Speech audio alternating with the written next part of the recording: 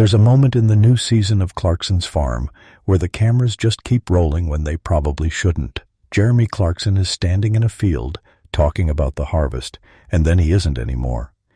Has revealed that he has cancer in emotional scene. Not in a statement. On an ordinary afternoon, mid-sentence, the way real news actually arrives. That's the part nobody prepares you for. It doesn't knock. It just walks in. Clarkson has prostate cancer. He's known since May. 10% of the prostate affected, caught early, but described to him as aggressive. He told almost no one until the cameras were already there. And here's what makes this different from every other celebrity health story you've scrolled past this year. This isn't the first time this exact disease has shown up on this exact farm. 2 years earlier, it was Gerald. Gerald Cooper is the reason half of Diddley Squat's audience fell in love with the show in the first place. The accent, the stone walls he built by hand, the sense that he'd been part of that land longer than the land had been aware of itself. When Gerald got his diagnosis, Clarkson heard it over the phone on set and turned to the crew with 4 flat words. Gerald's got cancer. Gerald fought it. By the summer of 2024, the show could finally say the sentence everyone had been waiting for. Gerald was clear. So when Clarkson sat his own co-stars down 2 years later and said almost the identical thing about himself, it didn't feel like a plot twist. It felt like the same warning, arriving a second time to see if anyone was still listening. Here's the detail that should stop you for a second.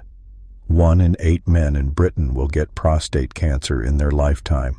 Over 50,000 were diagnosed in England in a single year. It moves quietly. No pain, no symptom, nothing that taps you on the shoulder, until it's no longer early.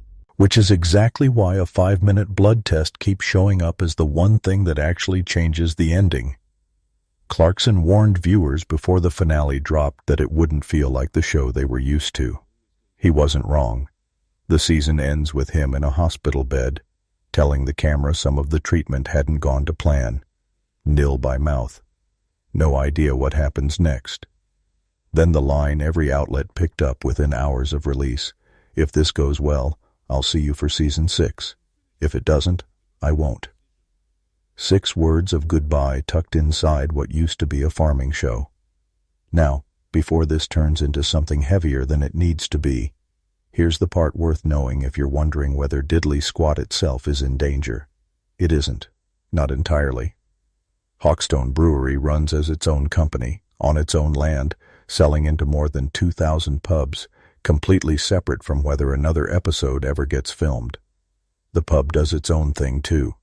The businesses built around the farm don't collapse if the farm goes quiet for a season. What actually depends on Clarkson is the harvest, the show, the day-to-day of the land itself. And that's a bigger deal than it sounds because Clarkson has said outright, on camera, in this same season, that the farm doesn't survive on farming alone. The television income is what keeps the whole operation upright. That's not a joke about a rich celebrity's hobby farm. That's the actual uncomfortable economics of British agriculture, said by the one man on television with a platform big enough for anyone to listen. So there's a strange tension sitting at the center of this story. The show needs Clarkson well enough to keep making it, and the farm needs the show to keep existing at all. 2 dependencies pointing at the same man, at the exact moment his health became the uncertain variable in both of them, which is where Caleb Cooper's last few years stopped looking like a farmhand story and start looking a lot more like succession planning. Nobody ever called succession planning out loud. His own production company already carries equity pushing toward £1 million, built without Clarkson's name attached to it. Amazon has already greenlit projects centered on Caleb specifically, separate from the flagship show. He isn't just the young lad who turned up in a Jaguar and didn't know what a hectare was. He spent 5 seasons quietly becoming the person capable of running this if he ever had to. If the farm needs someone to hold the weight for a while, the person already standing in that field when the news broke is also the person already being built up to carry it.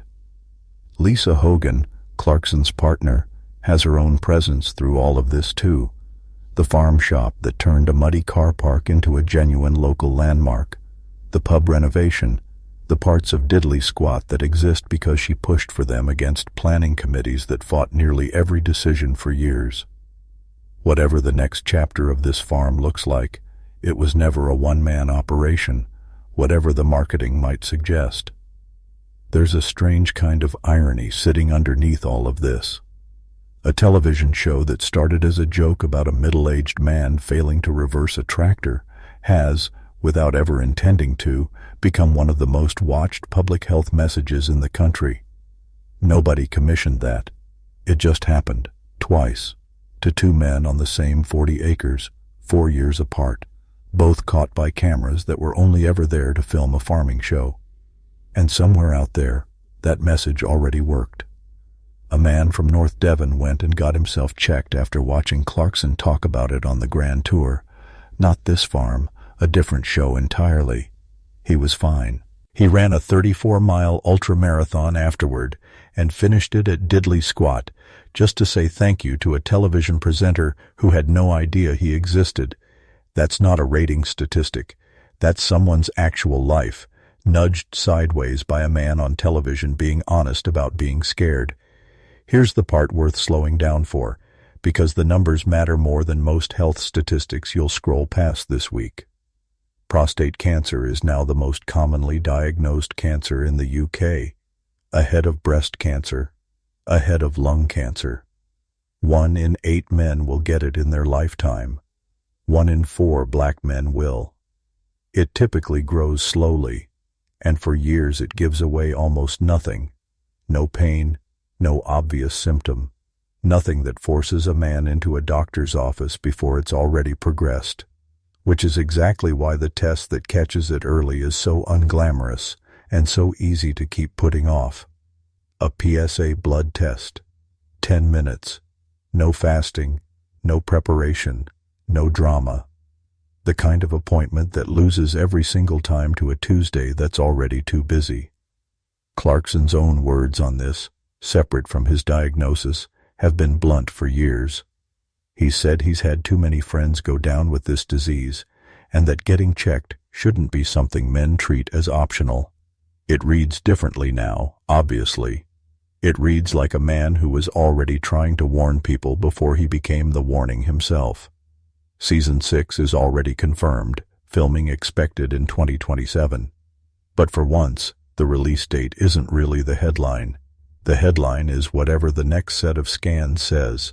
It's worth remembering how this show even got here. Clarkson's farm wasn't supposed to work. A famous man who spent decades driving fast cars for a living, taking over a farm nobody expected him to actually run, filmed mostly as a comedy about a rich amateur getting humbled by mud, weather, and bureaucracy. Nobody involved thought they were building anything close to what it became, a show that regularly tops Amazon's own charts, that turned a farm shop in rural Oxfordshire into a genuine tourist destination, that made more people in this country think seriously about where their food comes from than a decade of government campaigns managed to. Along the way, it also became something none of the original pitch documents could have predicted. A show that quietly, almost by accident, put real farming economics in front of millions of people who'd never thought about it. The margins, the subsidies, the weather risk, the sheer unfairness of a system where a farmer can do everything right and still lose money on every acre. And now, without anyone planning it that way either, it's become the biggest platform in the country for a conversation men are historically terrible at having with each other. The reaction since the finale aired has been the kind you can't manufacture with marketing. Fellow presenters, farmers who've never met him, men who watched the episode and immediately booked appointments they'd been avoiding for years, all saying some version of the same thing, that watching someone they didn't expect to be vulnerable actually be vulnerable did something a leaflet in a GP's waiting room never could. That's the part worth sitting with, not the ratings, not what it means for Amazon's release calendar, not even what it means for Season 6.